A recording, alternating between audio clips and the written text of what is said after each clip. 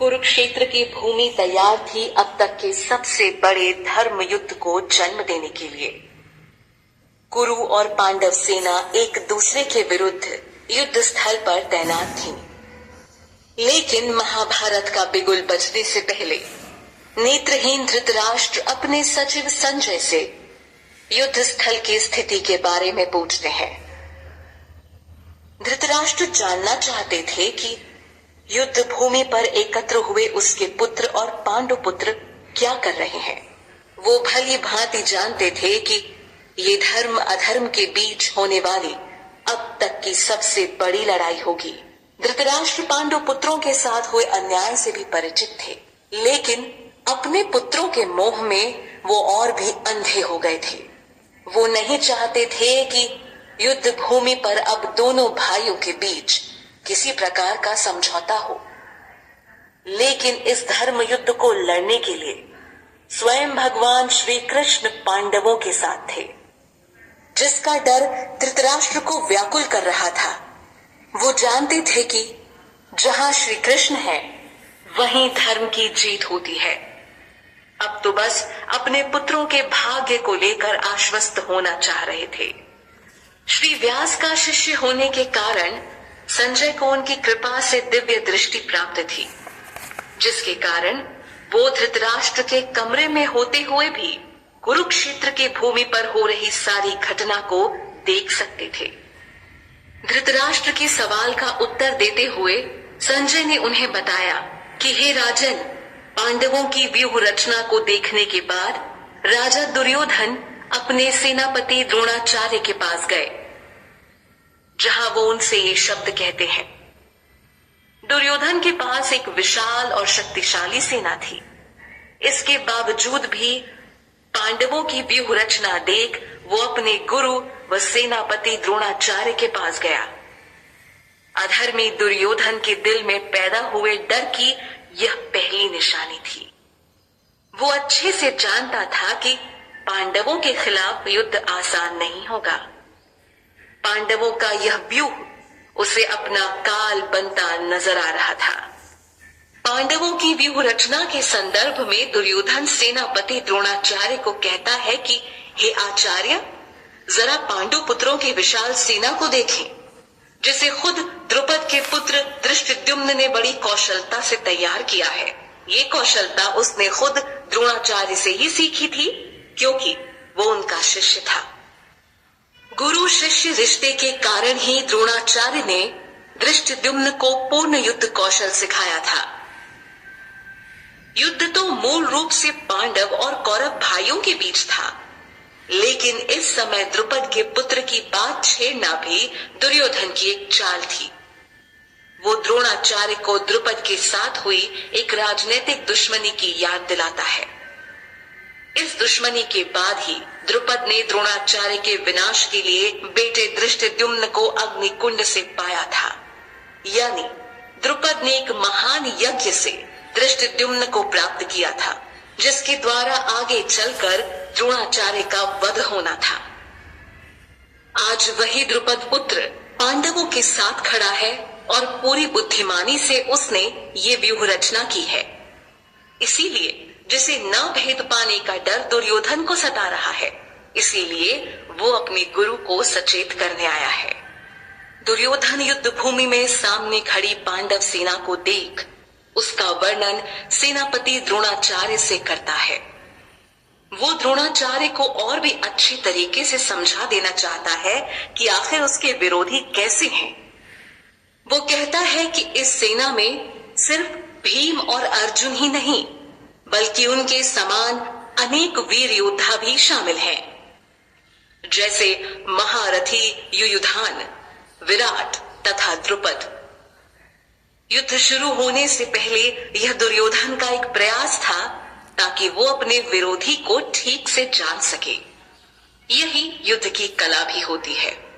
दुर्योधन अपनी बात को जारी रखते हुए आगे कहता है कि युयुधान, विराट तथा द्रुपद के अलावा पांडव के दल में धृष्टकेतु, चेकितान, कशिराज, पुरुजित, कुंतीभोज तथा शैब्य जैसे महान योद्धा भी शामिल हैं। कहीं न कहीं वो अपने सेनापति को इन सब के प्रति सचेत करना चाह रहा है। पांडव की सेना के बारे में दुर्योधन बताता है कि इसमें पराक्रमी युद्धामन्यु, शक्तिशाली उत्मौजा, सुभद्रा का पुत्र तथा द्रौपदी के पुत्र जैसे महारथी शामिल हैं। इस तरह वो विरोधी सेना दल की एक समीक्षा अपने सेनापति के सामने रखता है। इसके पीछे दुर्योधन की एक खास कूटनीति छिपी है, जो आगे के श्लोक से उजागर होती है।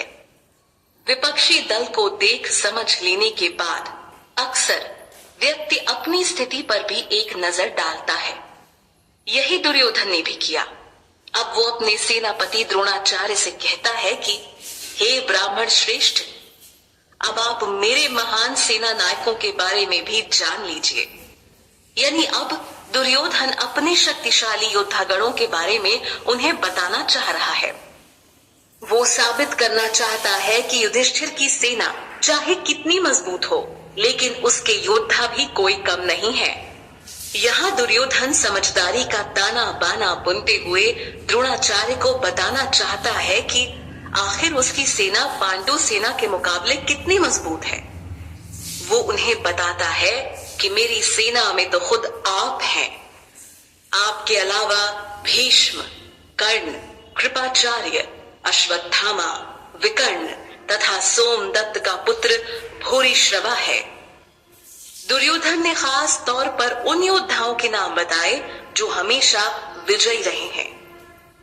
लेकिन हैरान करने वाली बात थी कि इन तमाम नामों के बीच दुर्योधन अर्जुन के रथ की कमान संभालने वाले श्री कृष्ण को नजरअंदाज कर गया, जिनके चलते ही वास्तव में उसके साम्राज्य की काया पलटने वाली थी। भगवान कृष्ण के खेल में उन्हीं को हरा पाना असंभव है। हाँ, पर प्यार के आगे वो खुद हारने को तैयार हो जाते हैं। बता दें कि दुर्योधन सारे मौके गंवा चुका था। श्री कृष्ण के समझौते को ठुकरा कर ही आज वो महाभारत के रण में खड़ा था। लेकिन इसके बावजूद भी वो खुद को बहुत शक्तिशाली मान रहा था। वो अपनी सेना का परिचय देने के साथ यह भी कहता है कि मेरी सेना में ऐसे अनेक शूरवीर हैं जो मेरे लिए अपनी जान भी दे सकते हैं। वे सभी युद्ध विद्या में माहिर हैं और उसके साथ ही उनके पास कई प्रकार के हथियार हैं। ऐसा बताकर वो गुरु द्रोणाचार्य के सामने अपनी जीत का डंका बजा रहा था। इस श्लोक में निसंदेह दुर्योधन का घमंड झलक रहा है, जो कि अपनी और पांडव सेना की शक्ति के बीच एक तुलना को प्रस्तुत कर रहा है। दुर्योधन की नजर में उनकी सेना भीष्म पितामह द्वारा संरक्षित है, जो कि बहुत अनुभवी है, और इस कारण उनकी सेना को हरा पाना मुश्किल है।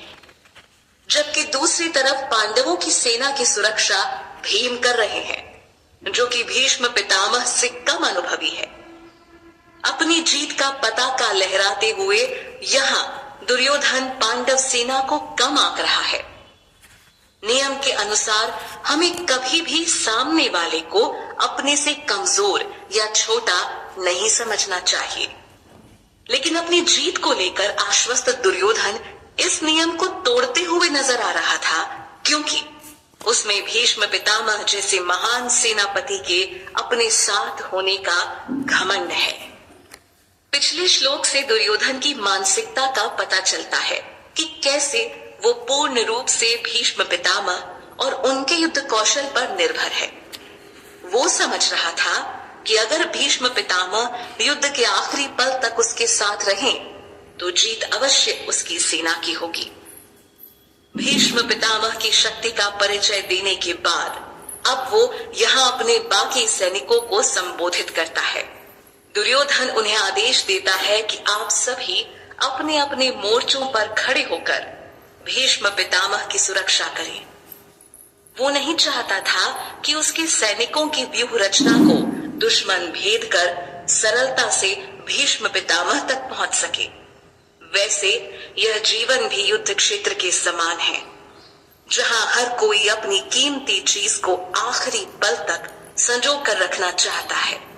तो बस दुर्योधन भी यही कर रहा था।